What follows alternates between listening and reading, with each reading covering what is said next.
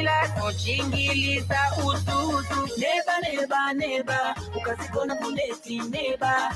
Malaria sisanka iwe neba. So protect your family, my neighbor.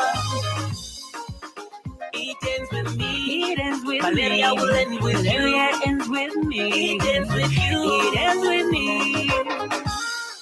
This message is brought to you by the Ministry of Health with support from the Churches Health Association of Zambia, CHAZ.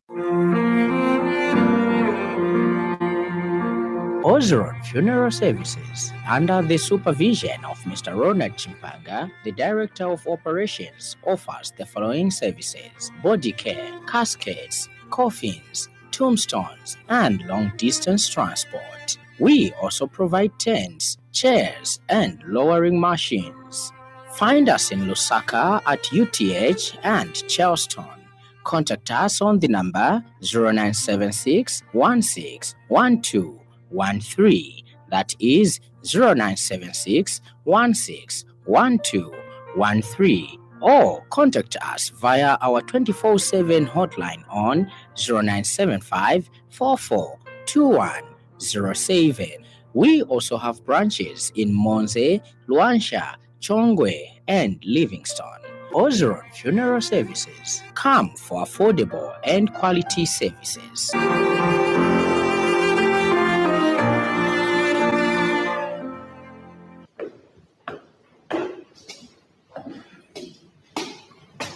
Wow, that over there is a very nice Ford. Have you seen it?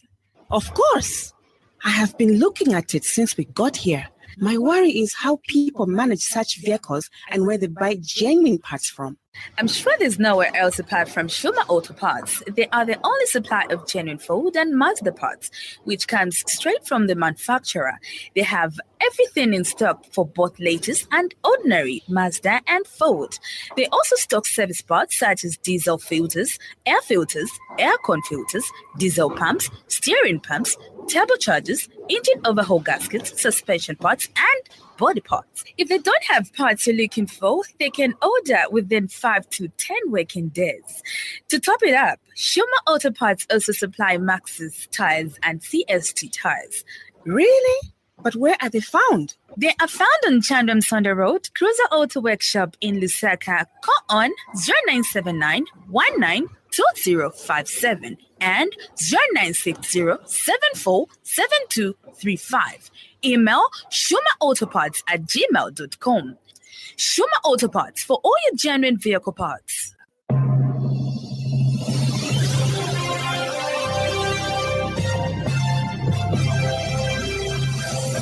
The Happy World of 5FM Radio, your adult contemporary radio station in Zambia, connecting you to the newsmakers and events that make news in the global village.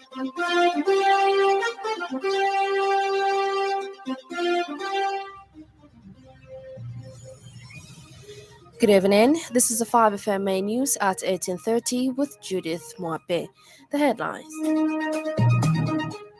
Advocacy group calls for action against police officer allegedly seen torturing young boy in a video.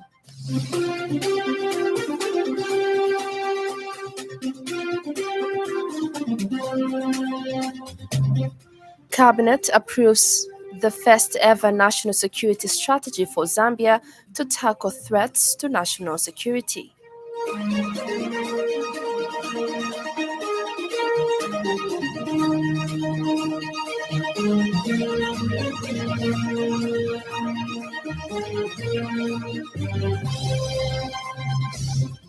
Nigerian pastor arrested for allegedly swindling followers of $1 million.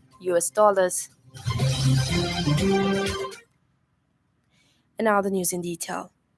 The Advocacy for Child Justice has called on the Inspector General of Police, Raphael Musamba, to initiate disciplinary action against a police officer allegedly involved in the torture of a young boy, as depicted in a video circulating on social media.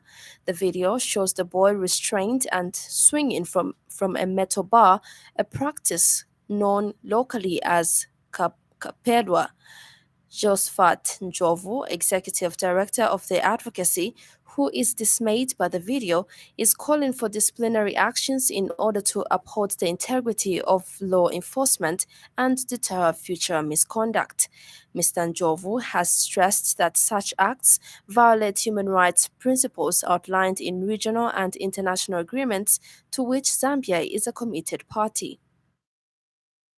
Advocates for Child Justice strongly urges the Inspector General of Police to initiate disciplinary proceedings against the officers implicated in this act. Such decisive action is imperative not only to uphold the integrity of the law enforcement agencies, but also to send a clear message to potential wrongdoers that misconduct will not be tolerated. Attorney General Mulilo Kabesha says there is a need for the legal fraternity to embrace information technology in the administration of justice to prevent hindrances and delays in the process. Speaking yesterday at the conclusion of the 2024 Commonwealth Legal Education Association Commonwealth Attorneys and Solicitors General Conference in New Delhi, whose theme was cross-border challenges in justice delivery, Mr. Mulilo said information technology is important in the legal fraternity just as it is to the business community. He noted that diseases such as the COVID-19 pandemic led to a major shift in service delivery affecting the justice system. Mr. Mulilo, however, highlighted the role of technology in easing processes, enabling the holding of virtual meetings and facilitating the electronic transfer of court documents. He said the delegates also addressed cross-border challenges in the delivery of justice to ensure fair trials for people accused of committing crimes in other jurisdictions. While the world in the technology field is moving at a fast speed, we who are involved in justice delivery, are we moving fast? How are we doing that? And so that meeting was very helpful, that we needed to implement what we discussed. What will be following later is issues to do with the agreements or memoranda of understanding and treaties to be signed so that it becomes easier to transact.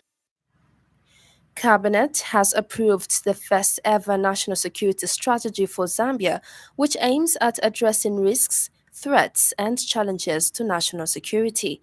Information Minister Cornelius Mwetwa says over the years, the country has enjoyed relative peace and security from internal and external threats. Hence, the national security strategy is an important framework that is expected to broaden the focus of the country's national security beyond maintaining peace. Mr. Mwetwa, who is also the chief government spokesperson, revealed that Cabinet has also approved the revised national youth policy in order to address the challenges facing the youth in the country, such as high unemployment levels and limited access to factors of production, among others.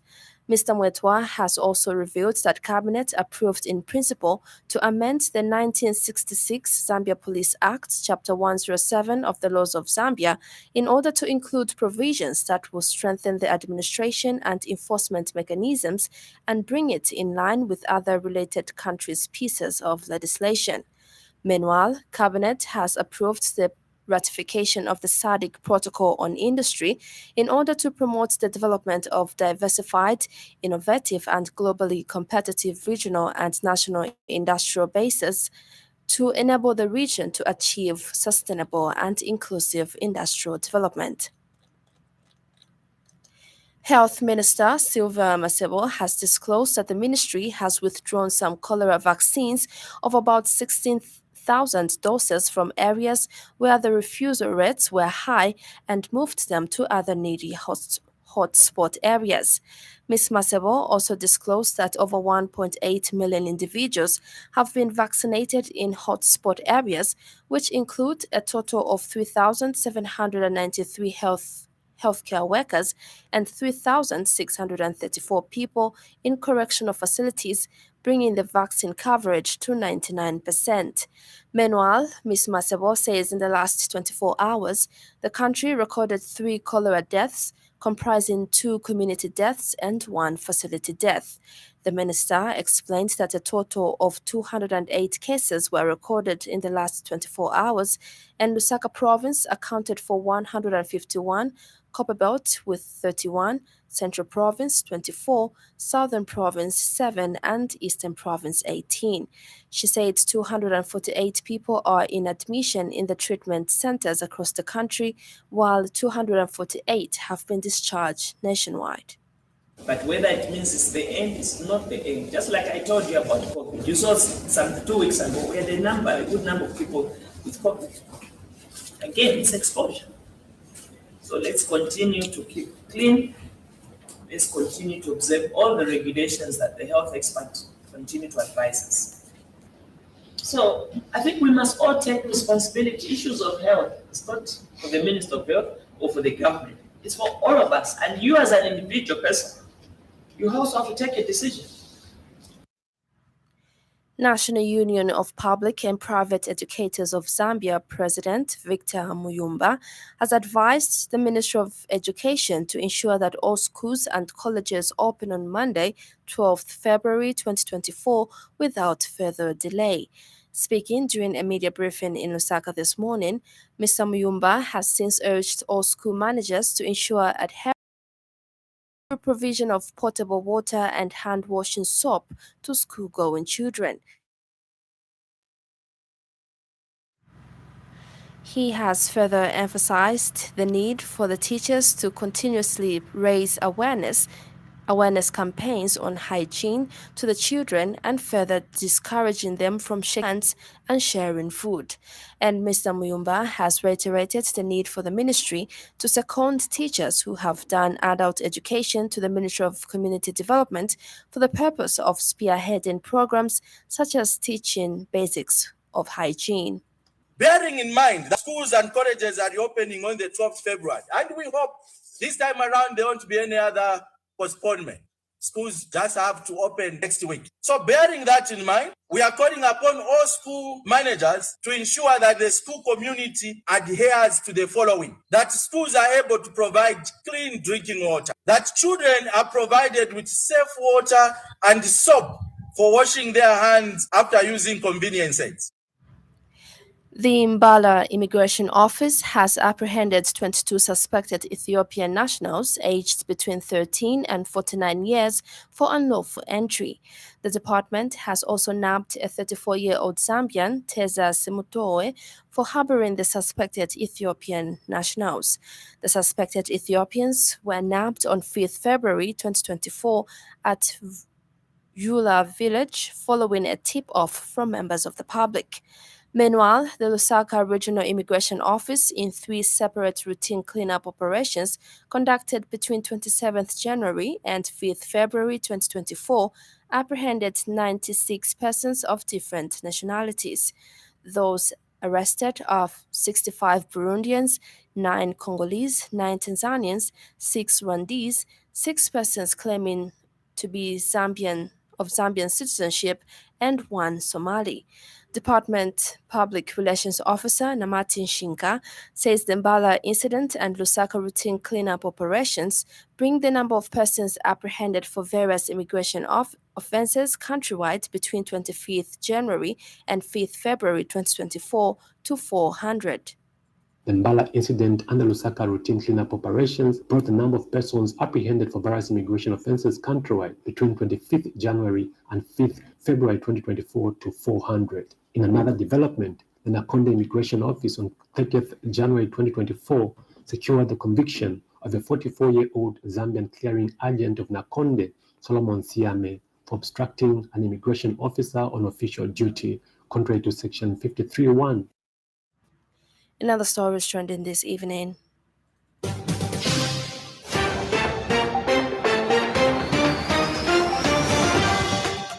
The cost of living for a family of 5 living in Lusaka for the month of January has increased by over 398 kwacha from 9,157 41 ngwe kwacha recorded in December 2023 to 9,555 kwacha 53 ngwe.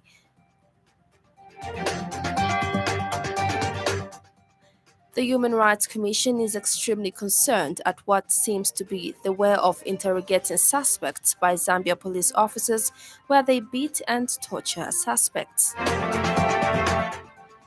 Up next, the business news. 5FM Radio Business News. We mean business. Keep you current in commerce, trade, and industry, local and global. It's our business to keep you informed about business. Vedanta Resources Limited has reaffirmed its pledge to invest over $1 billion United States dollars in the development of Konkola copper mines. Company Corporate Communications Director Masuzi Ndlovu has stated that the mining giant remains committed to its resolve to invest in KCM, such as paying off the $250 million United States dollars owed to all the local creditors of KCM and a further investment of $20 million United States dollars into local community every year through a special purpose vehicle called a community trust. Mr. Ndlovu further stated that Vedanta has pledged 20% salary increment to KCM workers and committed to pay 2,500 kwacha to all KCM employees across the board. And of course, we want to make KCM as one of those world-class mines as we go on. But this calls for concerted efforts from all the different partners in order for us to achieve this or to actualize this particular dream. And so we still wait for the last stage, and that is the scheme of arrangement, which is before the courts of law. And once the scheme of arrangement is done away with, we'll then move on to the next phase. That ends the business news. 5FM Radio Business News. We mean business. Keep you current in commerce, trade, and industry, local and global. It's our business to keep you informed about business. And now in foreign news. A Nigerian pastor has been arrested over allegations he fraudulently got people to part with their money. Theo Ibani, well known in Benue State, is accused of swindling his followers and others out of more than 1.3 billion naira. He was detained and freed on bail last year, but this has only just been made public, the Anti-Corruption Authority spokesperson is quoted as saying. Mr. Ebony said the news was fake information spread by bloggers. Here's a roundup from the BBC. The U.S. Federal Court of Appeals has ruled that Donald Trump does not have immunity from charges that he plotted to overturn his election defeat in 2020. The head of the European Commission, Ursula von der Leyen, is abandoning a proposal to halve pesticide use across the EU. The move is an apparent concession to farmers who've been protesting in many EU countries. In the latest protests, farmers in Spain have been blocking roads with tractors. The former Prime Minister of Fiji, Frank Bainimarama, has been arrested and charged with abusing power during his time in office. Investigators say he approved a lucrative contract to provide hospital engineering services without going channels. The US Secretary of State Antony Blinken has arrived in Qatar as he continues his latest tour of the Middle East. He's trying to secure a Gaza ceasefire deal and calm wider regional tensions. And finally, in sports news, Chelsea have been drawn to face Dutch side Ajax in the quarter-finals of the Women's Champions League. Emma Hayes' side are the only British team left in the competition. The quarter-final first leg in Amsterdam will take place on March 19 to 20th, with the second leg a week later in London on March 26th to 27th. Should Chelsea beat Ajax, they will face the winner of the tie between holders Barcelona and Norwegian side Brann in the semi-finals. And now the weather report brought to you by Class Econ.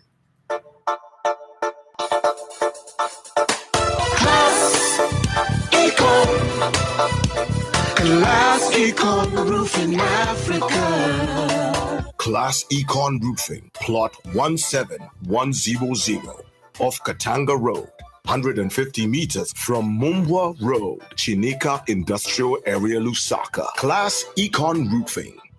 Class plus economy. Class Econ. Class Econ Roofing Africa. Class Econ. Northwestern, Copperbelt, Eastern, Luapula, Northern and Muchinga provinces, including the northern parts of Western and eastern parts of Central provinces, will be partly cloudy, slightly windy and warm to mild, with a chance of isolated rains and thunder. Southern and Lusaka provinces, including the western parts of Central Province, as well as the southern parts of Western Province and western parts of Central Provinces, will be partly cloudy, slightly windy and warm to mild, with a chance of isolated rains. That ends the weather report.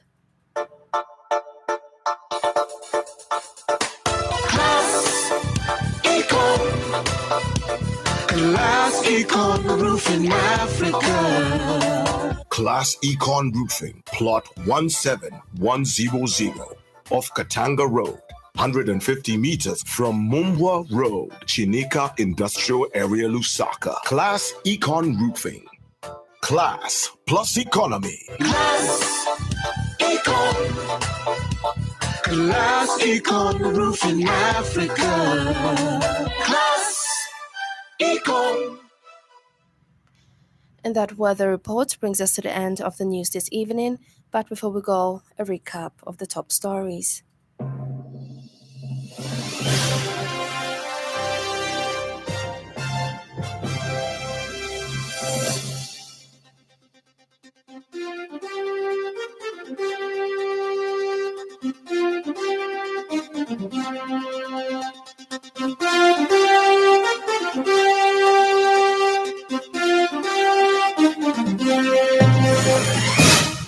Advocacy group calls for action against police officer allegedly seen torturing a young boy in a video.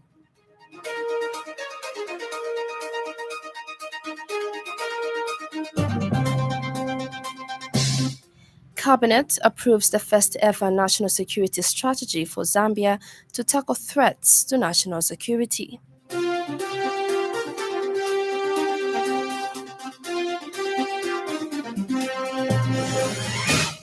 Nigerian pastor arrested for allegedly swindling followers of $1 million.